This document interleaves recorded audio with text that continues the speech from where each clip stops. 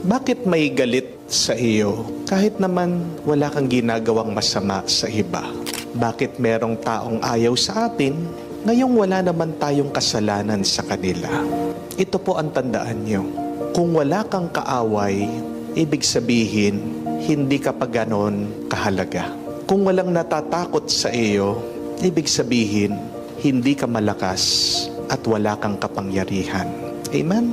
Kung hindi ka pinagchichismisan ng iba, ibig sabihin, hindi ka bukod tangi. Kung pinagchichismisan ka, ang ibig sabihin, gwapo ka at maganda ka kaysa sa kanila. Kung may nagbabato sa iyo, ibig sabihin, mabunga ang buhay mo. Kung may nagsasamantala sa iyo, ibig sabihin, may kayamanan ka. Kung may nagbababa sa iyo, ibig sabihin, umaangat ka sa buhay. Kung may nagsasantabi sa iyo, ibig sabihin, natatakot sila sa iyo. Kung sinisiraan ka ng iba, ibig sabihin, sikat ka. Kung minamaliit ka ng iba, ibig sabihin, nasasapawan mo sila. Hindi ka sisiraan ng isang tao kung sira ka na. Sinisiraan ka ng iba dahil may mabuti kang ginagawa. Kapag hinahanapan ka ng mali ng iba, ito ay dahil may tama kang ginagawa. Bakit may galit sa iyo kahit wala ka namang masamang ginagawa? Ito ay dahil may masama sa kanilang isip at puso.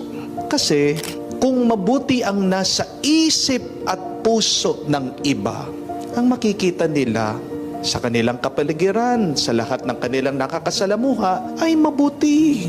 Kung mabuti lang ang laman ng ating mga isip at puso, makikita din natin ang grasya, ang milagro ng Diyos na nangyayari araw-araw sa ating buhay.